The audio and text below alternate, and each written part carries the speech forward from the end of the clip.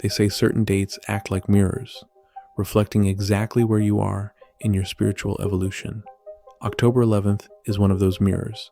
It doesn't predict your future, it reveals your readiness for it. Stay with me, because by the end of this video, you'll understand why aligning with this particular season of your life could change how you navigate every transition going forward.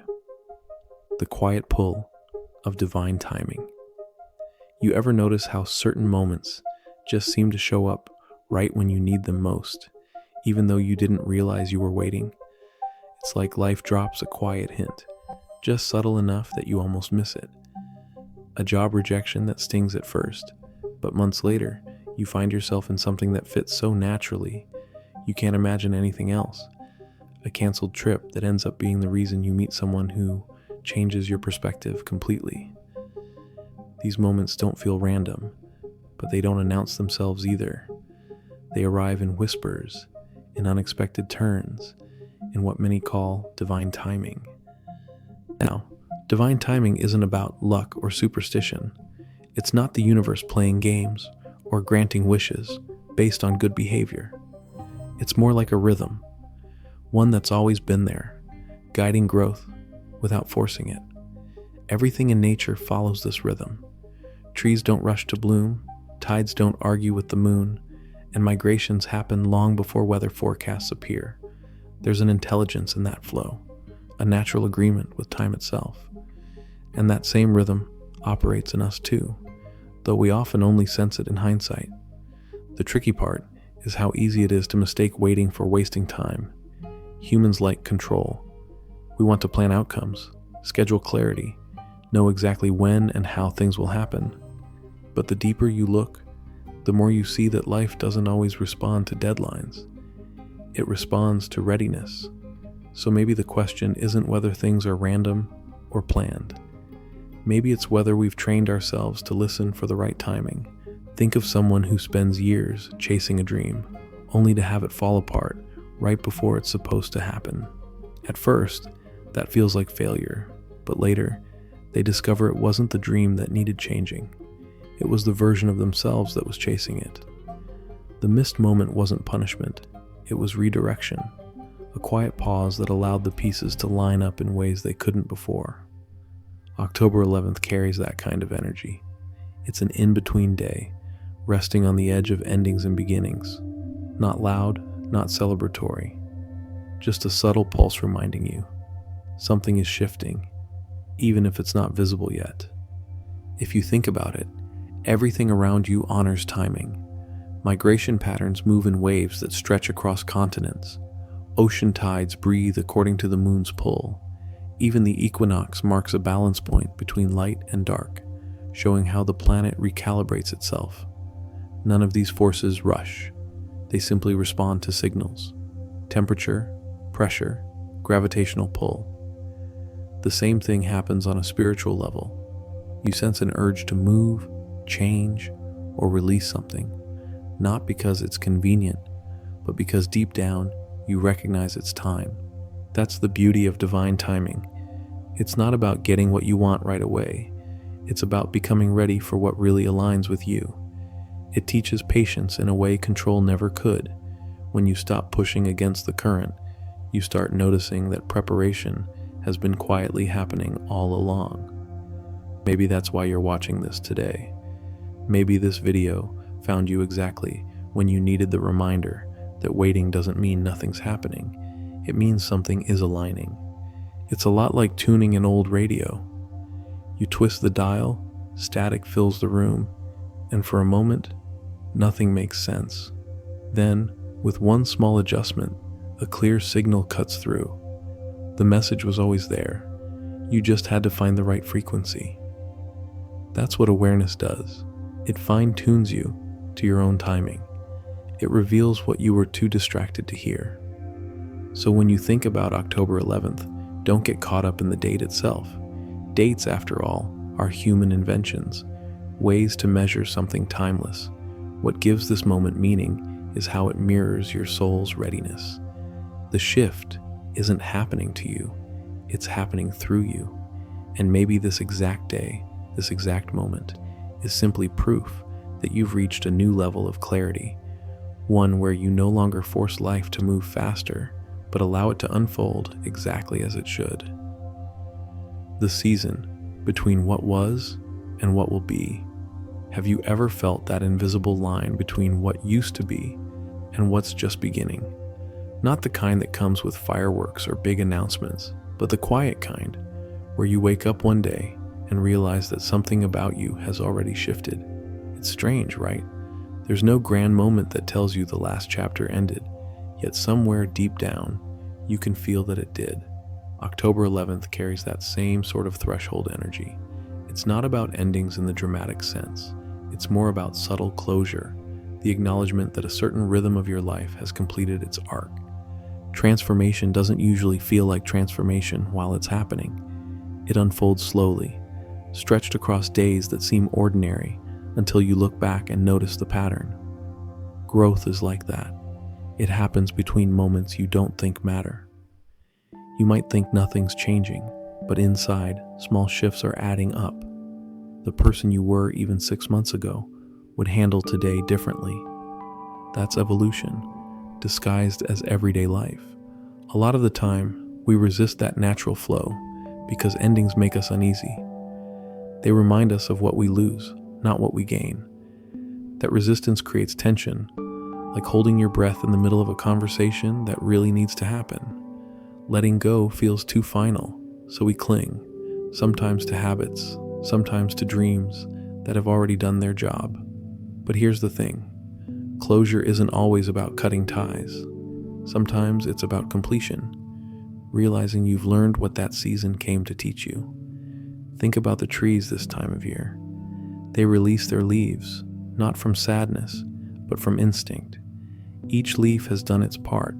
It's taken in light, carried nutrients, contributed to life. Letting it go doesn't mean loss. It means space, room for the next cycle of growth to begin. There's no rush, no regret, just trust in what's next. That's how transformation really works. It's the art of releasing with respect instead of drama. You may have noticed that certain lessons tend to repeat until they finally stick. Patterns in relationships, in work, even in self-talk. They loop until awareness breaks the cycle. Awareness acts like a key. The moment you recognize why something keeps showing up, you're no longer trapped by it. You see it differently, and that shift in perception changes everything about how you move forward. Sometimes the lesson isn't new. It's just finally understood under a brighter light. Take someone who once loved painting, but stopped years ago because life got too busy. Then one day, that old joy tugs at them again. They pick up a brush and realize it doesn't feel the same. It feels deeper. What used to be a hobby now becomes a kind of meditation, a way to listen inward instead of just produce something pretty. That's the sign of a cycle renewing at a higher level. The same activity, but driven by new awareness.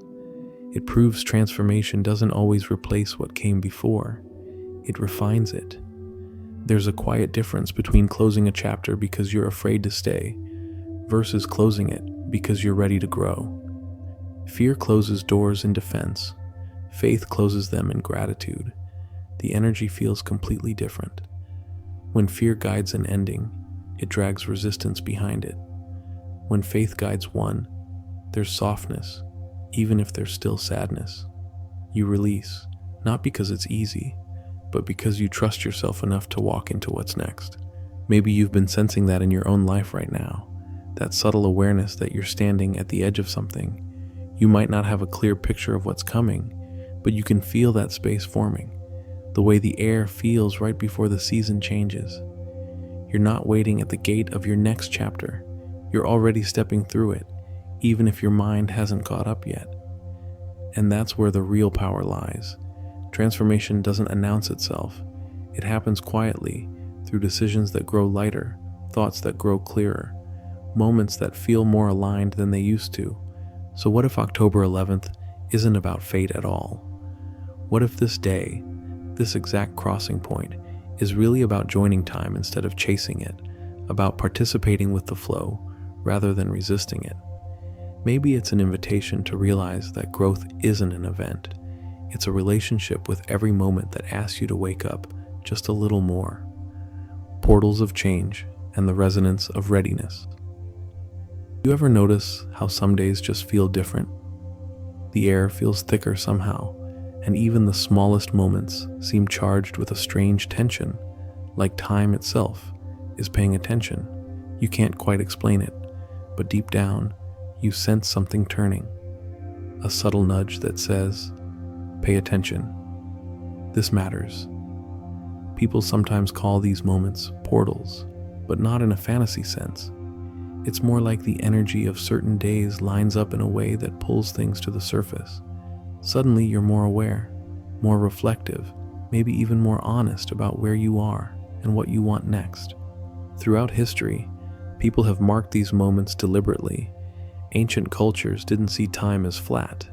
They saw it as alive, breathing in cycles. The Mayans tracked layers of overlapping calendars because they believed time itself had personality.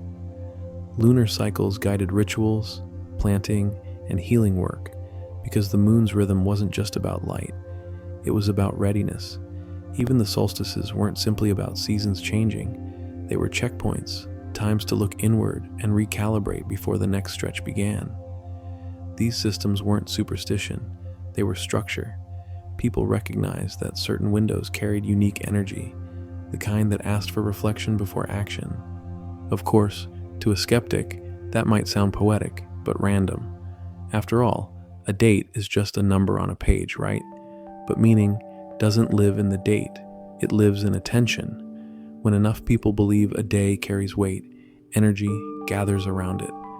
It becomes a collective invitation, a moment where many minds point in the same direction. That concentration alone shapes how we experience reality. Ritual, after all, is just focus practiced consistently. The calendar isn't what shifts energy, our awareness does. The date becomes a mirror for our consciousness at that moment in time. You've probably felt this on a personal level. Think about birthdays. We celebrate them every year, but not because the number itself matters. It's the pause it creates. It's the day we naturally reflect on who we've been and who we're becoming. Anniversaries work the same way. Old memories resurface, emotions sharpen, and something invisible in us replays the meaning of that day. Even random dates can trigger something deep if a past event made them important. It's as though time itself records energy, and when that date returns, it plays the vibration back to us. That's where resonance comes in. Resonance is the invisible handshake between the outer world and your inner state. You focus on something long enough, and your internal frequency starts aligning with it. It's the reason small coincidences pile up when you decide to make a change.